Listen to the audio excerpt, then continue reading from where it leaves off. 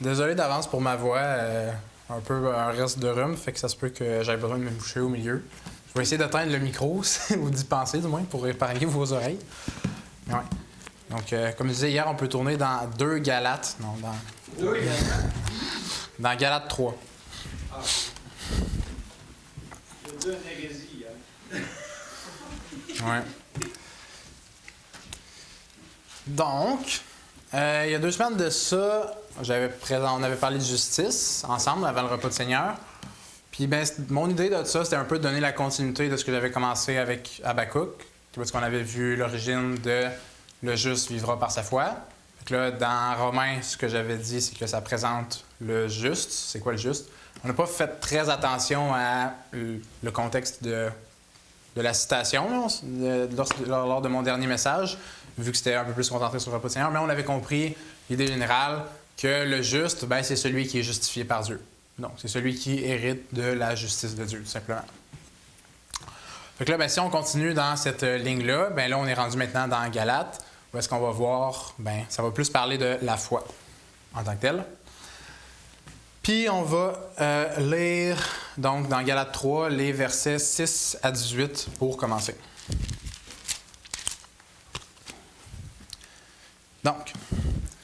Donc, verset 6. Comme Abraham crut à Dieu et que cela lui fut imputé à justice, reconnaissez donc que ce sont ceux qui ont la foi qui sont fils d'Abraham. Aussi, l'Écriture prévoyant que Dieu justifierait les païens par la foi, a d'avance annoncé cette bonne nouvelle à Abraham. Toutes les nations seront bénies en toi. Ainsi, ceux qui croient sont bénis avec Abraham le croyant.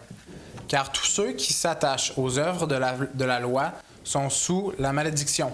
Car il est écrit « Maudit est quiconque n'observe pas tout ce qui est écrit dans le livre de la loi et ne le met pas en pratique. » Et que nul ne soit justifié devant Dieu par la loi, cela est évident, puisqu'il est dit « Le juste vivra par la foi. » Or, la loi ne procède pas de la foi, mais elle dit « Celui qui mettra ces choses en pratique vivra par elles. » Christ nous a racheté de la malédiction de la loi, étant devenu malédiction pour nous, car il est écrit « Maudit est quiconque est pendu au bois », afin que la bénédiction d'Abraham ait pour les païens son accomplissement en Jésus-Christ et que nous recevions par la foi l'Esprit qui avait été promis.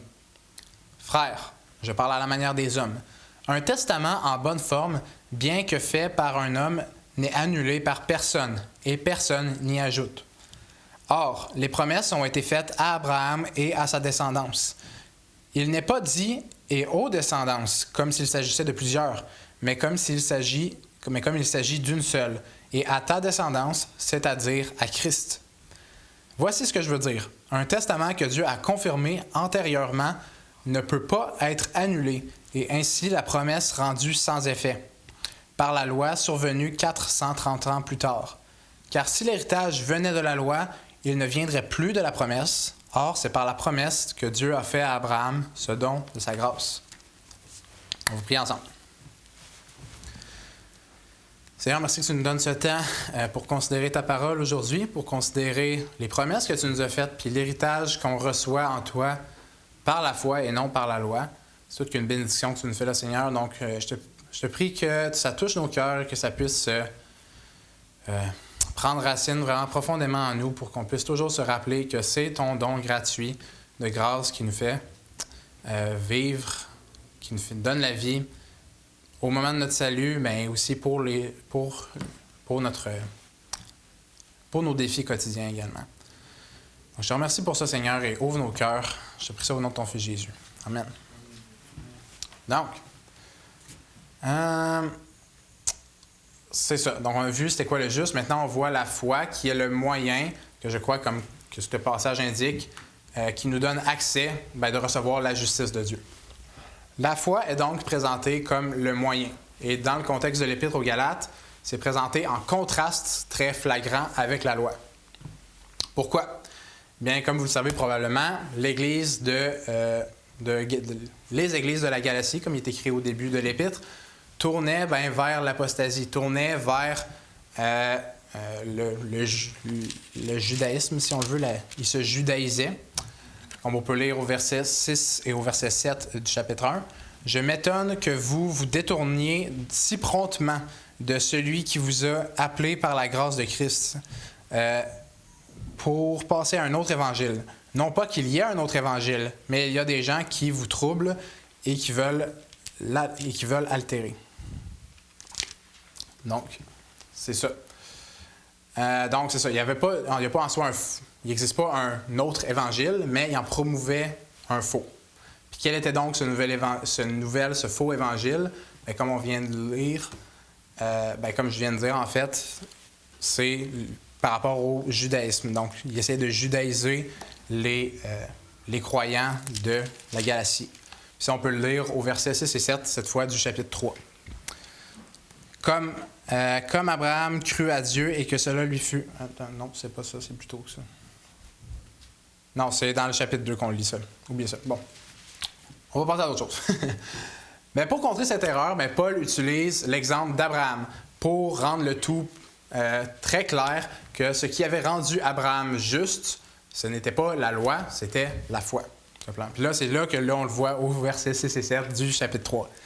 Donc, comme Abraham crut à Dieu et que cela lui fut imputé à justice, reconnaissez donc que ce sont ceux qui ont la foi qui sont fils d'Abraham. Et de la même façon qu'Abraham a reçu cette grâce de Dieu, Dieu veut bénir toutes les nations. C'est ce qu'on peut lire au verset 8 et 9. Aussi, l'Écriture, prévoyant que Dieu justifierait les païens par la foi, a d'avance annoncé cette bonne nouvelle à Abraham. Toutes les nations seront bénies en toi. Ainsi, ceux qui croient sont bénis avec Abraham le croyant. Donc la foi d'Abraham, la justice qu'Abraham a reçue nous est imputée parce qu'on croit de la même manière que lui. Mais c'est là où la difficulté embarque pour un juif de l'époque. Car après la promesse qu'Abraham a reçue, la loi est venue, comme on l'a lu 430 ans plus tard. Donc ça complique un peu, il ne faut pas se le cacher, pour quelqu'un qui a été élevé là-dedans, c'est dans la loi, par les pharisiens, tout ça, ça complique un peu la compréhension. Il faut se l'attendre. C'est pourquoi, pourquoi Dieu aurait-il donné la loi si le seul critère était la foi? T'sais, pour quelqu'un qui n'a pas été élevé là-dedans, encore une fois, qui a été élevé comme que la loi, c'est la réponse, puis il faut toute la suivre, puis tous les critères, puis même la loi orale, pas juste la loi écrite, ça fait beaucoup de passer de juste la foi à où est-ce qu'avant on avait toute la loi et plus encore. Mais Paul, pourtant, il soutient que c'est bel et bien la manière d'Abraham. Non, c'est bel et bien à la manière d'Abraham que Dieu veut nous justifier. Il le soutient de cette façon. On va relire les versets 15 à 18, toujours dans le chapitre 3. Donc, frères, je parle à la manière des hommes. Un testament en bonne forme, bien que fait par un homme, n'est annulé par personne, et personne n'y ajoute. Or, les promesses ont été faites à Abraham et à sa descendance. Il n'est pas dit « et aux descendances » comme s'il s'agissait de plusieurs, mais comme s'il s'agit d'une seule, et à ta descendance, c'est-à-dire à Christ.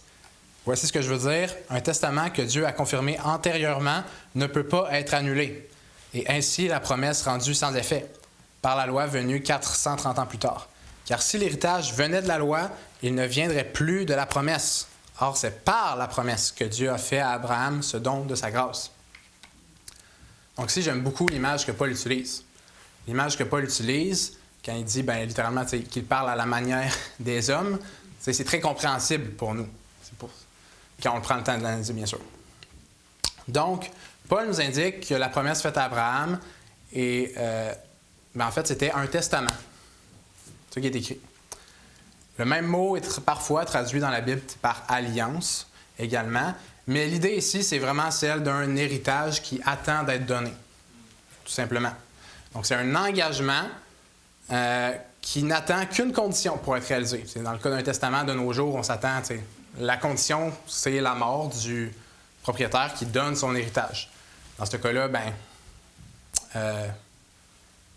Abraham, les humains attendent la descendance d'Abraham pour recevoir l'héritage, tout simplement. Donc, je viens un peu de spoiler ce que je m'en allais dire. Quelles conditions cet engagement attendait-il pour délivrer l'héritage? C'est ça que ça nous dit au verset 16 qu'on a lu. Or, les promesses ont été faites à Abraham et à sa descendance. Donc, sa descendance, c'est-à-dire à Christ. Donc, l'attente de la possession de l'héritage pour nous, c'est l'attente de Christ, tout simplement. C'est ça. Donc, du côté de Dieu, ce qui devait être rempli était de faire venir le Messie. Et du côté de l'homme, c'était d'avoir la foi, tout simplement. Maintenant, on va relire les versets 15 et 17. On va sauter le 16. Donc 15. « Frères, je parle à la manière des hommes. Un testament en bonne forme, bien que fait par un homme, n'est annulé par personne et personne n'y ajoute. » Verset 17. « Voici ce que je veux dire. Un testament que Dieu a confirmé antérieurement ne peut pas être annulé. Et ainsi, la promesse rendue sans effet par la loi survenue 430 ans plus tard. » Qu'est-ce que ça nous dit tout ça? Bien, ce que Paul nous indique ici, c'est que si un testament fait par des mains d'hommes, il ne peut pas être brisé, il ne peut pas être changé ou il peut être annulé par personne, combien plus est-ce que c'est vrai qu'un testament qui a été fait et forgé par les mains de Dieu ne peut pas être brisé, ne peut pas être changé, ne peut pas être annulé? On va faire un petit détour dans Nombre 23 pour lire juste le verset 19. J'aurais dû marquer ma page. Donc, Nombre 3, verset 19. « Dieu n'est point un homme pour mentir, ni fils d'un homme pour se repentir. Ce qu'il a dit, ne le fera-t-il pas? Ce qu'il a déclaré, ne l'exécutera-t-il pas? » Dieu a déclaré qu'il bénirait toutes les nations. Il va le faire. Rien ne peut l'empêcher de le faire. Puis maintenant, si on lit, on retourne dans Galates 3, puis qu'on lit le verset 18. « Car si l'héritage venait de la loi, il ne viendrait plus de la promesse. Or, c'est par la promesse que Dieu a fait à Abraham ce don de sa grâce. » Ce qu'on doit comprendre ici, c'est ceci. S'imaginer que l'accomplissement de la promesse de Dieu se ferait par la loi, ça revient à s'imaginer que Dieu est menteur, qu'il ne tient pas ses promesses et qu'il change les conditions de contrat qu'il a déjà établis auparavant. Raphaël, je pense que tu as acheté un condo récemment. Yes. J'imagine que tu as un certain taux d'intérêt à payer sur tes paiements, sur ton emprunt. Est-ce que c'est à taux fixe ou à taux variable? Fixe. Yes. Bon, si demain... On va parler de la vie personnelle. Si demain, la banque t'appelle et te dit « Bon, ben ton taux fixe, désolé, oublie ça. On change ton taux d'intérêt, on va l'augmenter parce que la Banque du Canada a décidé de changer son taux directeur exact. » J'imagine, on se sent pas bien à ce moment-là. C'est comme non, c'est écrit sur le contrat que c'était ça le taux, puis c'est écrit que c'est fixe. Non, tu n'as pas le droit de faire ça. C'est la même chose avec Dieu. Quand il prend un engagement avec nous, on ne peut pas le briser. Puis de l'autre côté, on ne pourrait pas aller vers la banque et dire « Ouais, ben désolé, là, j'ai pas assez d'argent, fait que je te décide de te payer moins d'intérêt, c'est maintenant. » Puis même chose pour notre loyer. On ne pourrait pas décider de dire « Laisse faire ce mois-ci, je vais te payer ça l'autre mois d'après. » Non, on a des paiements à payer, c'est engagé, c'est écrit. On a une parole. Il faut faire à la manière de Dieu, qui a juste une parole, lui également. Donc, c'est ça pour Dieu, comme j'ai dit. Il y a une seule parole, il n'a pas menti. En fait, il est incapable de mentir. Il ne s'en repentira pas, donc il ne changera pas d'idée par rapport à ça. Et il va le mener à son accomplissement, son contrat. Pour Paul, cela est très clair. Parce que, clairement, il nous le dit dans les versets qu'on a lus avant le verset 15. C'est écrit dans l'Ancien Testament. On va aller voir ça ensemble. C'est ce que nous disent les versets 8 à 14, en fait. Donc, on a déjà passé les 8 à 9. On va aller tout de suite au verset 10. « Car tous ceux qui s'attachent aux œuvres de la loi sont sous la malédiction.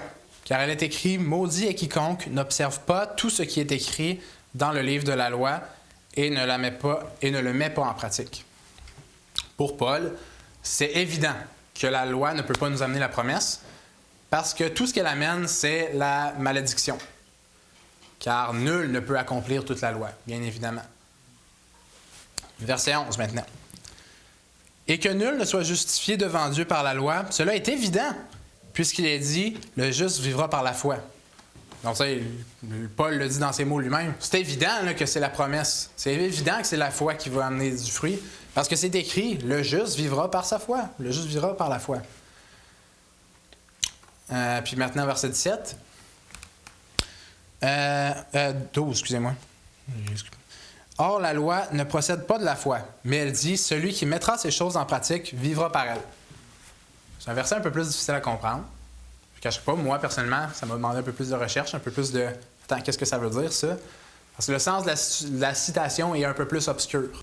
T'sais, souvent dans nos Bibles, mettons dans des commentaires bibliques ou des Bibles d'études, pour le Nouveau Testament, tu as genre ça de commentaires puis ça de texte. Mais dans l'Ancien Testament, surtout dans Lévitique, tu n'as presque pas de commentaires. Pis, en tout cas, fait que c'est plus difficile un peu des fois de comprendre ce passage-là.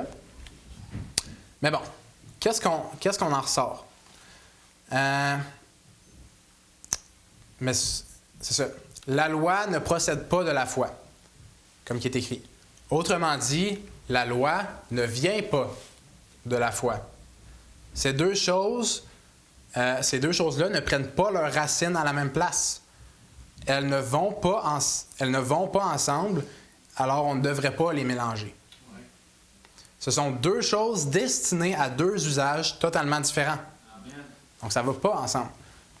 J'ai aimé ce que j'ai trouvé, le commentaire de Adam Clarke, ce qui dit « Elle, la loi, ne promet aucun pardon à ceux qui croient, mais elle requiert l'obéissance.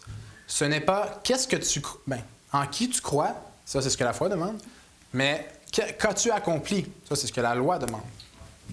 L'homme qui les accomplit à la perfection, en tout temps et en tout lieu, il vivra par elle. Mais si dans aucun cas il échoue, il perdra sa vie.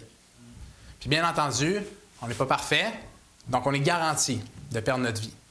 Puis c'est là que c'était un peu mêlant, confondant, difficile à comprendre, parce qu'on voit clairement que c'est écrit qu'on peut vivre par la loi d'une certaine façon. Fait que là, t'es comme, ah, attends, mais il vient de dire qu'on vivait par la foi. Fait que là, c'est comme, ah, qu'est-ce qu'il vient de dire? Mais pour vous donner une idée, dans ce genre de contexte-là, quand c'est le plus difficile à comprendre, on regarde l'idée générale du passage. L'idée générale du passage, c'est que Paul, il dit qu'on vit par la foi. Fait que s'il utilise ce verset-là pour dire qu'on vit par la foi, même si on ne le comprend pas aussi bien que lui le comprend, ben c'est que l'argument il est bon. On peut se poser plus de questions pour chercher, mais il faut qu'on ressorte avec le même idée du même contexte que Paul dit tantôt de ce passage-là. Donc, c'est ça. Donc maintenant, je pense qu'on comprend un peu mieux l'argument de Paul. Mais deux questions peuvent, puis je crois en fait, nous viennent à l'esprit à ce moment-là. Puis Paul les anticipe, vu qu'il va leur répondre littéralement dans le texte, tout de suite après.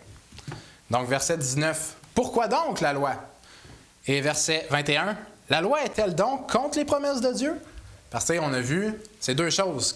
La loi ne vient pas de la foi, fait que là, ça veut dire qu'ils sont opposés, c'est tout ça. Ça nous fait gratter notre tête un peu. Fait qu'on va lire les versets 19 à 25 du chapitre 3 et on va sauter au verset 1 à 7 du chapitre 4 également après. On va commencer avec 19 à 25. Pourquoi donc la loi? Elle a été donnée ensuite à cause des transgressions, jusqu'à ce que vienne la descendance à qui la promesse avait été faite. Elle a été promulguée par des anges au moyen de médiateurs. Or, le médiateur n'est pas médiateur d'un seul, tandis que Dieu est un seul. La loi est-elle donc contre les promesses de Dieu? Loin de là. S'il avait été donné une loi qui puisse procurer la vie, la justice viendrait réellement de la loi. Mais l'Écriture a tout renfermé sous le péché, afin que ce qui avait été promis soit donné par la foi en Jésus-Christ à ceux qui croient.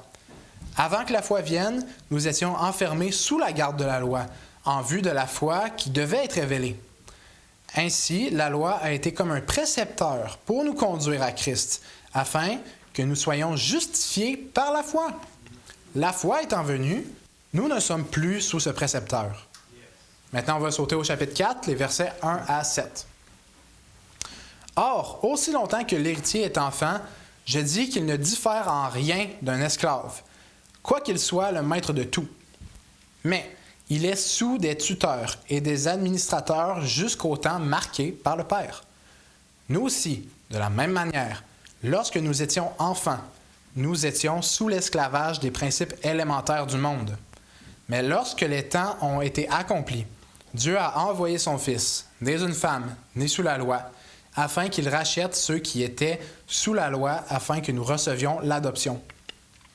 Et parce que vous êtes fils, Dieu a envoyé dans nos cœurs l'Esprit de son Fils, lequel crie « Abba, Père ». Ainsi, tu n'es plus esclave, mais fils, Et si tu es fils, tu es aussi héritier par la grâce de Dieu.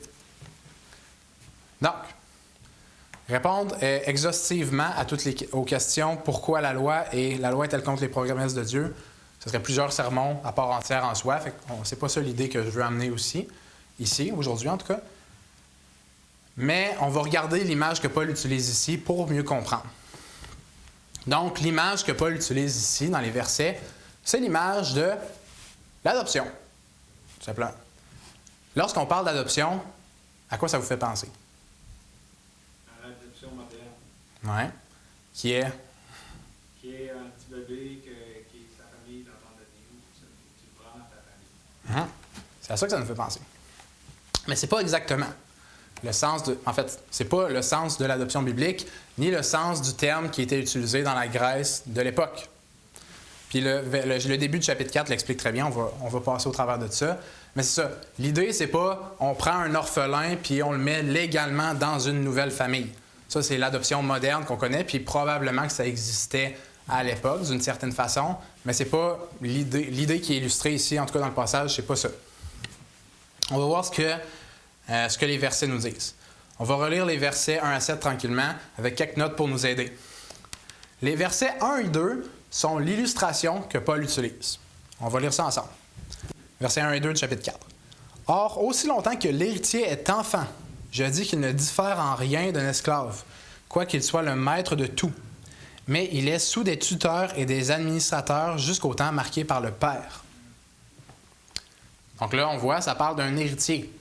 Ça parle d'un enfant qui, bien évidemment, s'il est héritier, il est de sang avec le Père qui lui donne son héritage. On va lire le verset 3. « Nous aussi, de la même manière, lorsque nous étions enfants, nous étions sous l'esclavage des principes élémentaires du monde. » Donc, nous, de la même manière que l'explication, que l'image qui vient de donner au verset 1 et 2, ça nous est arrivé d'une certaine façon. Donc, c'est ça. Nous, de la même manière, nous étions sous un maître, sous un précepteur, comme il est écrit au verset 24 du chapitre 3. Et comme le verset 23 le dit aussi, nous étions sous la garde de la loi. Donc, c'était ça, les tuteurs et les administrateurs, la loi. Et c'était ça qu'on voit aussi à la fin du verset 3, les principes élémentaires du monde. C'était ça qui nous gardait, c'était la loi. Versets 4 et 5 maintenant. Ça va nous décrire le temps marqué par le Père du verset 2.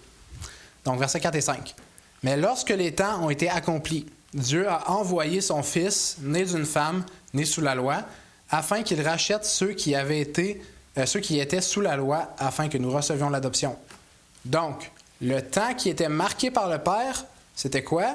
C'était lorsque Dieu a envoyé son Fils et qu'il nous a rachetés, nous qui étions sur la loi. Et ça, tout ça, c'est décrit sous le terme, à la fin du verset 5, de l'adoption. Donc, le verset 1 et 2, l'image. Verset 3, qui nous, de la même manière, l'avons vécu. Et ça s'appelle l'adoption. Donc, versets 6 et 7. En fait, on va juste lire le verset 7. « Ainsi, tu n'es plus esclave, mais fils. » Donc, tu n'es plus esclave, tu n'es plus un enfant dans la famille, mais tu es fils, tu es adulte maintenant dans la famille. Tu as pris ta pleine position dans la famille, tu as pris ta part à l'héritage. Tu n'es plus sous un tuteur, maintenant tu es une personne à part entière, si on veut. Tu n'es plus esclave, tu es libre. Et si tu es fils, tu es aussi héritier par la grâce de Dieu. Donc, c'est ça, l'image de l'adoption dans la Bible, quand ça nous en parle, l'image qu'il faut se garder dans notre tête. C'est pas un enfant orphelin qu'on prend légalement dans une nouvelle famille. Non, c'est un enfant qui devient adulte dans la même famille, tout simplement. Donc, si on veut, c'est plus... L'image se comprend plus comme un coming of age. Maintenant, je suis mature. Maintenant, j'ai 18 ans, j'ai le droit de voter. J'ai quelque chose à dire dans les choses de la famille, si on veut. C'est ça. Donc, c'est ça, le temps marqué par le Père, c'est notre adoption, le moment du salut. C'est ça. Mais puisque l'adoption signifie devenir adulte, retourner sous la loi, donc sous les tuteurs, sous les principes élémentaires du monde, ça revient à dire qu'on veut redevenir enfant, qu'on veut redevenir esclave. C'est refuser la grâce du Père au final. C'est refuser l'héritage qu'il nous donne. Donc, mais aussi, non seulement désirer revenir sous la loi, c'est refuser la grâce de Dieu, mais c'est aussi agir contre sa volonté. C'est aller à l'encontre de ce que Dieu veut pour nous. Puis pour ça, j'ai retenu Éphésiens 4. On va aller au verset 12 à 15, sur le même sujet. Non, Éphésiens 4, verset 12 à 15. Oh, il fallait échapper un bouteille d'eau.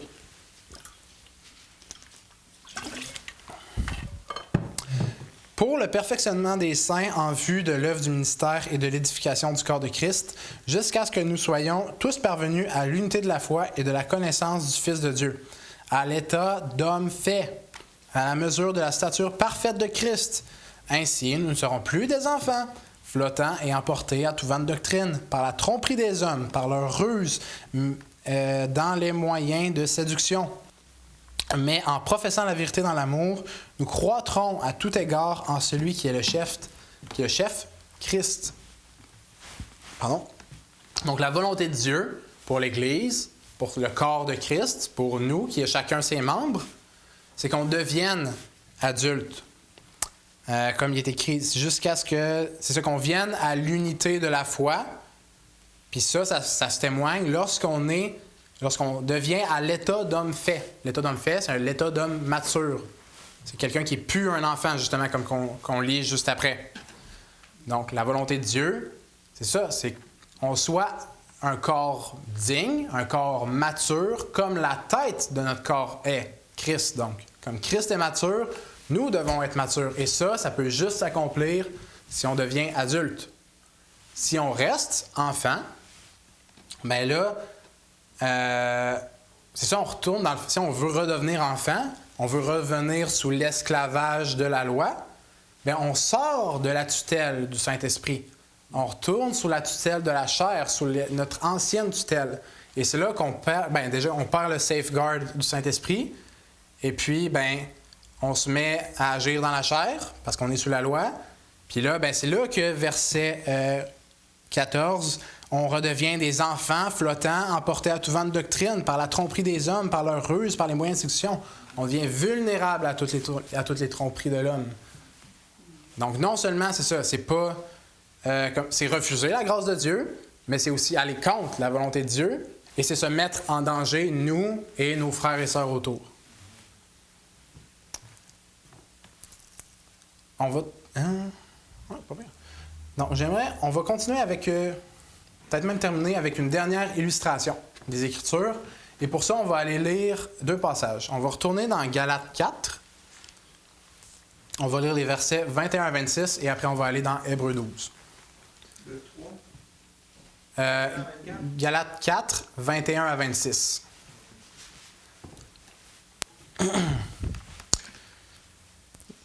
Galates 4, 21 à 26. Dites-moi, vous qui voulez être sous la loi, ne comprenez-vous point la loi? Car il est écrit qu'Abraham eut 2 fils, un de la femme esclave et un de la femme libre. Mais celui de l'esclave naquit selon la chair, et celui de la femme libre naquit en vertu de la promesse. Ces faits ont une valeur allégorique, car ces femmes sont 2 alliances, l'une du mont Sina, enfantant pour la servitude, c'est Agar, car Agar c'est le mont Sina en Arabie, et elle correspond à la Jérusalem actuelle, qui est dans la servitude avec ses enfants. Mais la Jérusalem d'en haut est libre. C'est notre mère. Puis là, maintenant, on va aller dans Hébreux 12. On va lire les versets 18 à 24 de Hébreux 12.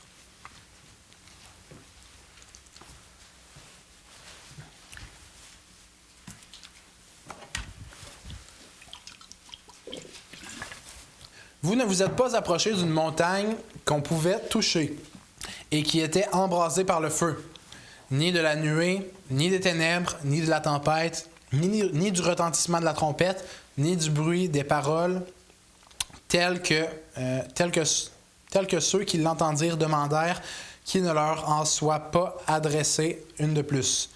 Car ils ne supportaient pas cette déclaration. Même si une bête touche la montagne, elle sera lapidée. Et ce spectacle était si terrible que Moïse dit « Je suis épouvanté et tout tremblant. » Mais vous vous êtes approchés de la montagne de Sion, de la cité du Dieu vivant, la Jérusalem céleste, des myriades qui forment le cœur des anges, de l'assemblée des premiers-nés, inscrits dans les cieux, du juge qui est le Dieu de tous, des esprits des justes, parvenus à la perfection, de Jésus qui est le médiateur de la nouvelle alliance et du sang de l'aspersion qui parle mieux que celui d'Abel. Qu'est-ce qu'on voit au travers de tout ça? Bien, il y a 2 semaines, j'avais parlé justement du mont Sinaï, fait que j'étais content de le retrouver dans ces passages-là aujourd'hui. Mais comprenez bien, Dieu a fait la promesse d'une descendance à Abraham. Abraham a donc décidé, par la chair, de se produire lui-même une descendance par Agar, qui a donné Ismaël. Mais sa descendance, selon l'esprit, donc selon la foi, ne pouvait pas venir de lui. Ça ne pouvait que venir de la main providentielle, miraculeuse et surnaturelle de l'Éternel, en Sarah. Il est vrai de dire que, comme j'ai dit il y a 2 semaines, que la même justice du Dieu du mont Sinaï vient nous habiter au moment de notre justification. C'est vrai, ça. Mais il ne faut pas oublier le chemin par lequel on a obtenu cette justice-là. Cette justice-là, la justice du mont Sinaï, si on veut, la justice de Dieu, c'est pas par le mont Sinaï qu'on l'a obtenue. C'est par la montagne de Sion, par la montagne de la foi, par la montagne de la terre promise, la montagne de la terre de la promesse que les Israélites ont obtenue par la foi.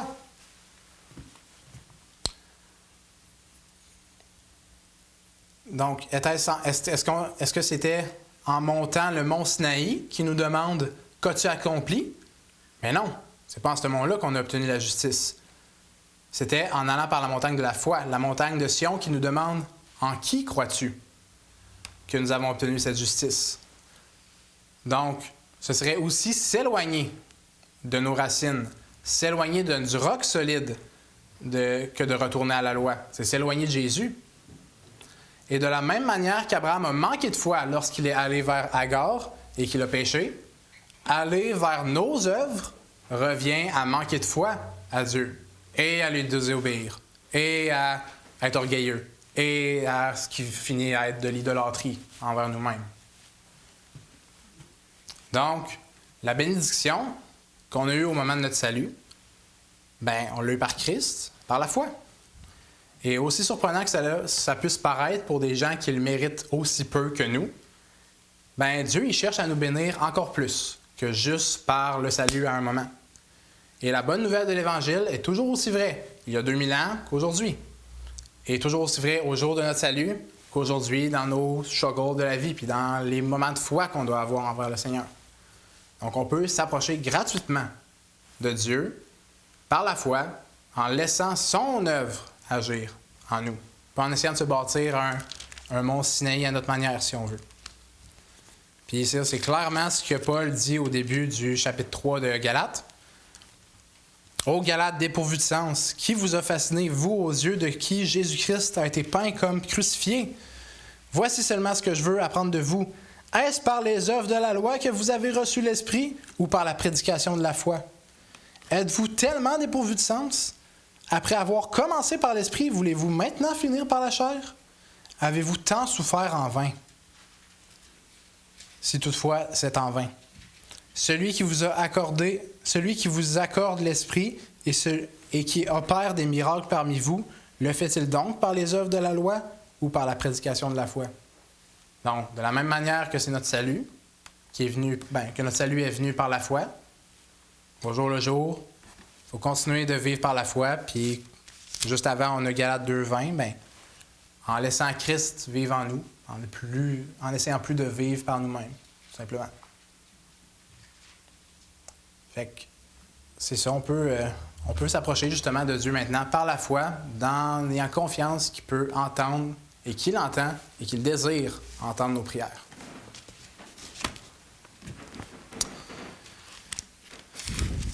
Seigneur, merci pour ce temps aujourd'hui, qu'on considère la grande œuvre que tu opères en nous gratuitement par la foi. Comme j'ai dit tout à l'heure, c'est fou de penser que nous, le sable de la terre, tu veuilles nous bénir malgré toutes les erreurs et tous les manques de foi qu'on peut avoir. Mais Seigneur, je te remercie que pour toi, il n'y a rien de plus important puis il n'y a rien de plus précieux que justement des petits êtres comme nous qui virent nos regards vers toi et qui professent ton nom en pleine joie et en pleine confiance qu'on est écouté. Je te remercie que c'est ça, tu es à l'œuvre en ce moment en nous, même quand on ne le voit pas. Puis que c'est ça, par la foi, on a un sixième sens. Par la foi, on sait que tu es à l'œuvre, même dans l'invisible. Par la foi, on sait qu'on obtient ce que tu nous promets, même quand on ne l'a pas encore reçu. Par la foi, on regarde vers ce que tu nous as promis, vers la Jérusalem qui s'en vient. On regarde vers la montagne de Sion, pas vers le mont du Sinaï. Puis on te remercie que tu nous as scellé du Saint-Esprit comme un gage, puis qu'on est garanti d'avoir cette éternité avec toi. C'est précieux. Il n'y a pas de mots pour le décrire. Puis c'est d'autant plus précieux, justement, que ce soit toi qui agisses tout ça en nous. On te remercie pour ça au nom de ton Fils Jésus. Amen.